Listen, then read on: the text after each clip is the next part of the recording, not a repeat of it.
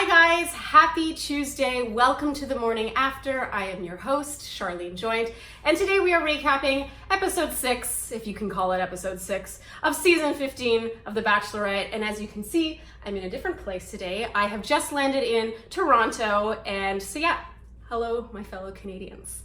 All right, so as you guys know, I start off every recap or every the morning after with a buzziest moment. And this is a moment that just sort of stood out to me in some way, or I found notable or lighthearted or meaningful. Today's is kind of meaningful. My buzziest moment today is when Garrett apologized to the guys after the whole cocktail party saga, after Hannah lost her on them. and then he even said in a voiceover that he felt like it was his fault. Just to see this kind of ownership, and that's using Hannah's word from last week, it really felt like, oh, this is what that looks like. And I really appreciated that because we've just seen so much of Luke and his lack of ability to take ownership and to take responsibility. And then suddenly you see someone do that so naturally, and it just didn't feel forced in any way. It wasn't like, I'm gonna take ownership now, like watch me take ownership. He was more like, yeah, like, I'm sorry guys, like I totally was being petty, like I feel like this is all my fault. It was just so natural. And yeah, also how he kept it together when Luke accepted his apology, he really kept it together really well. So to me, that was the buzziest moment. It reminded us all what taking ownership can look like. All right, as you guys know, we go through in chronological order, which means that this is becoming tradition now. We are picking up where last week's episode left off. And of course, we knew Luke wasn't going home because we saw him in the previews. The show wasn't afraid to show us that. It wasn't surprising, I think, to anyone that he turned around and promptly decided he was going to fight for her. It was interesting to me when he said, I take full ownership, let's move on. It was interesting because he pretty much bypassed actually taking responsibility for anything. He just said, I take ownership, now let's move on. He didn't actually address any of her concerns. That said, it did feel like, sadly, a bit of an improvement for him that he didn't follow that up with a but. He at least left it at that, which was baby steps, baby steps. And say what you want about Luke. So he goes back to the house with the guys and promptly tells them everything. He tells them that Hannah said it was the worst date she'd had on the whole journey. And he pretty much just laid it all out there. And say what you want about him, he did not have to do that. And I think Luke's very interesting that way in that he is so obsessed with his facade, again to use Hannah's word, but at the same time, he's so frank and just honest. He was also like that a couple of weeks ago when Hannah gave him one of her many scoldings to him. And he was just straight up like, yeah, like Hannah just, scolded me. It's just interesting how he's that combination. Also, worth noting, it doesn't make things better that the men were clearly kept awake and forced into a man chat situation to receive Luke coming back from his date. That was no accident. The guys weren't just sitting around hanging out. They were forced to be in that situation. So you can imagine how, much that could possibly warm them to Luke coming back. They already don't like him. They're forced to stay awake, and then he comes back. It's like, half of it is Luke. A lot of it is Luke, let's be honest, but a lot of it too is the circumstance. Like they are aggravated, like aggravation built on aggravation on aggravation. They're just, yeah. Okay, so then we get to the rose ceremony cocktail party. I don't normally differentiate the two, but then, this cocktail party ends up being cut short. I like Garrett, I really do. I just think Garrett is very vocal a little too much of the time.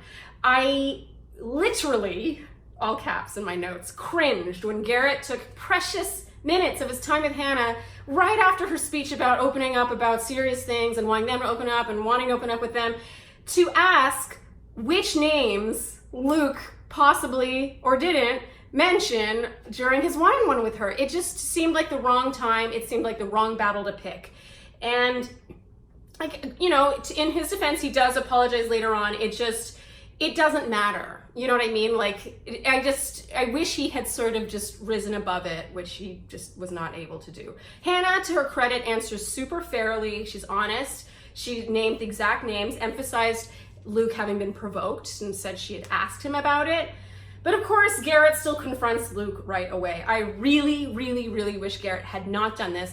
And I say this only because, and it's not like I'm defending Luke or on Team Luke. I'm certainly not on Team Luke. But it's more that he feels like he's really trying. It does feel like he's really trying. And so this immediately brings him back into that place of being defensive and trying to be perfect all over again. It's like he hasn't even caught his breath from his one-on-one, and immediately he's already trying to defend himself, which is clearly when the worst of him comes out. So I really wish Garrett it was not productive. We all knew it wasn't going to be productive. That's the thing. Like, Garrett sitting him down and talking to him about which names did or did not come out of his mouth. It's not, by now, this many weeks in, they should know better than to try to reason with him. So it's just like, just coexist and just make it work. You know what I mean? You don't have to understand each other. You just have to coexist. And here, okay, so now everything starts to build and eventually explode. It doesn't bother me that Hannah came to the guys and confronted them from the perspective of wanting to clarify things. It's like, oh, I asked Luke this, he told me this, and Garrett asked me this, and I told him about, I understand that. I think it's an entire other thing to be angry at the men for having conflict among them in the house. I don't want to talk about that here because my Flair recap is about that, but that's how I feel about it. Garrett, okay, and then moving on. So then I'm cutting to Luke. So Hannah leaves, she cancels the cocktail party, blah, blah, blah. And Garrett apologizes, and then Luke says, Garrett, I appreciate your apology. And in this moment, he shows his inability to change. He just doesn't get it. He doesn't get it. And I gotta say, he would be really maddening to live with. I wrote, funny, just when I was starting to feel bad for Luke for being so ostracized in the house. It's so clear every guy hates him. You kind of feel bad for him because he seems to want to be friends with him. He seems to want to connect. But then he pulls something like this and you're just like, that's what you're doing wrong, dude. It's really painful. Anyway, at the rose ceremony, Hannah sends Grant, Devin, and Kevin home. I wrote no surprises. I liked Grant especially because he seemed like super normal and cool and just sort of like a regular dude and you're wondering why he's there. But we didn't really see much between her and any of them. Okay, so we come to Latvia and we start off with a chat with Chris Harrison. This is the weirdest series of events now. Okay, so we chat with Chris Harrison and then we cut to Chris Harrison talking in front of the mansion and then an interview inside the mansion. And this is my question. Is anyone supposed to believe that this interview was done in real time? That they flew from Latvia back to LA so she could ponder whether or not she wants to keep going? It was so forced and staged, and they were speaking in present tense even though clearly a lot of time had passed. They would never do that. They obviously wanted to insert this moment of like, will she or won't she continue into the halfway mark? It felt so contrived and just fake and quite frankly painful, especially when we start recapping the season. I mean, we're only halfway through the season. Do we really need to recap what we saw literally an hour ago in the same episode? That actually happened. One thing that did stand out to me here was when Hannah was talking about each of her frontrunners. She talked about Jed, then Tyler, and then Peter. And she says about Peter, I just thought Peter was sweet, didn't really know where he fell in the pack. And this really stood out to me and will definitely make Peter, like, bump him down a bit for me because this is very revealing. We all thought, or at least I thought, Peter was a front runner based on his airtime. However, for her to say this, it feels like a bit of a spoiler. As far as I'm concerned, Peter's at the front of the pack based on his edits so far, especially not even having had a one-on-one date yet on which to build. And so just to hear her say he's just another sweet guy, it just felt sort of like, oh, okay, so unless this is meant to throw us off the scent, but for me it really stood out as Peter, makes it far, but isn't winning with the way she spoke about him. Another thing worth noting, Hannah confesses that Luke, with a bit of prying on Chris Harrison's part, that Luke is the best kisser. And this confirms my suspicion. I talked about this in my Pretty Pandas recap last week, how I feel like Hannah wants to have sex with Luke, but she doesn't want to marry Luke. And there's a big difference there. And the fact that she admitted this confirms my suspicion on that front. yeah, she definitely has great chemistry with a bunch of the guys, but for Luke to be the best is, I think, notable. Overall, this was kind of a BS episode. Let's be honest, this was a recap episode on a show that doesn't really need to be recapped. There wasn't a ton of new content.